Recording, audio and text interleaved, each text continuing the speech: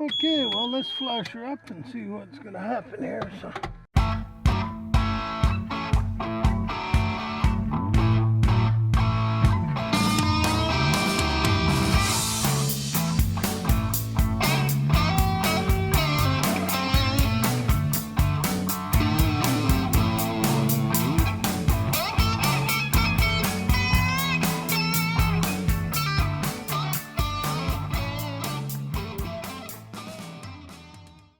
Welcome to Jim's Hangar. A few weeks ago, I purchased a plane, or a few months ago, and I told you guys about it a few months ago. It was a 13-2 1946 Bellanca. And they're such, to me, they're really a work of art. They used to call them the cardboard Connie because the Constellation had a 3-part tail, and these do too. The only difference is that these are not made out of metal. Everything on this plane, not everything, but the wings are wooden, these tail pieces are wooden, and then they're covered with a fabric. So I think they're a beautiful plane. However, the one I got is that one over there, the one I was telling you guys about. We're going to re-skin it, and I haven't got around to that yet. And then I come across one that was actually flying, which seemed like a better idea. So now I purchased this for my granddaughter to learn how to fly. So we're just doing the annual on it. It had an annual last year, it was commercial registered, so it shouldn't be a big issue. We're just finding some few little problems with it, or that are quite fixable actually. So nothing really. Compression's good. It's got an aromatic prop on it, which is they only use for a few years, and it actually feathers with weight instead of the oil. There's no oil in there like a normal prop, that an adjustable prop would have oil pushing it out or pulling it in, and the pressure of that oil, you can either fine tune your prop or course for a cruise. And this is, instead of a fixed prop, which is only either fine or coarse, you have to adjust them on the ground if you can. This one adjusts by weights.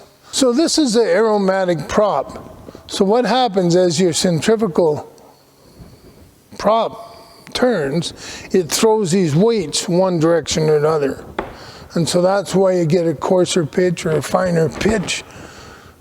And as long as you got these balanced the right way, tells you where to set them in the book, and then it just moves back and forth depending on the speed of the airplane, more than the speed of the engine.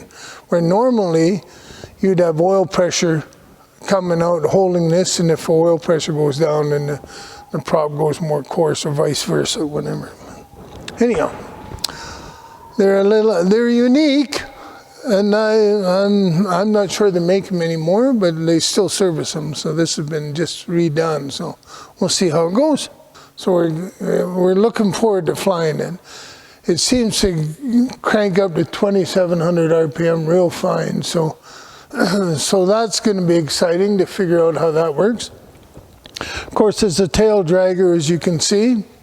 So the reason I wanted a Taildragger for my granddaughter is because you have to use the rudders a lot more. Because when you're taking off, the tail has a tendency to cock, so whatever, if the wind's coming over the right, she's going to swing on you. So you have to have a lot of left rudder in, or vice versa, to control it. And you have trouble seeing over the engine, because what happens with the Taildragger, where normal plane, you got tricycle gear, you're looking out the window, your front wheel steering.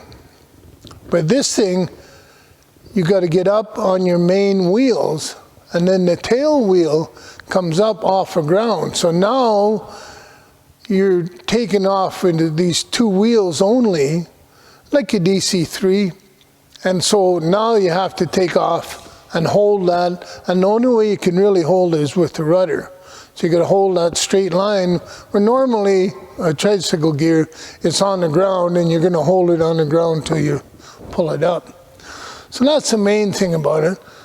These have a nice engine in them, 150 horse Franklin, which is a pretty powerful engine for such a small plane, which is why they go so fast, and they're pretty slick. So, and they're very, very quick for their age. This is, like I say, 1946. It's got retractable gear, and the gear's on a bicycle chain, a little skinny little chain, and you got to crank this handle 30 times or whatever it is to bring the gear up or let the gear down. Of course, going down would be a lot easier than bringing it up. So that's one of the challenges. Other than that, we got a touch of paint up, but it's pretty well ready to fly if it doesn't snow first. But even if it snows, I think we'll go flying. So I just thought I'd tell you about this plane. Like I say, it's 1946, and it's plywood wings, which scares a lot of people. But I've read a lot about them. And they built them right up to the 80s. I think the Viking, I think, was the last model. I could be wrong, but Bellanca was an Italian engineer that started these and built them. And they built a lot during the war. Just after the war, they were going to be used as a training machine when everybody come back from overseas, but they didn't have the demand for all these small planes that they thought they were going to have when the servicemen come back. And so they kind of fizzled out, much like cars did, you know. So anyhow, this is what it's all about, and this is the plane we're going to do some flying. This plane has been all over Canada and down through the States, and I'd like to do the same with it, take the book that it's, the log book, and try to go back to some of those places that it was at. And my granddaughter is very excited about it. So that's what's happening today. So thanks for listening, and may all your skies be blue.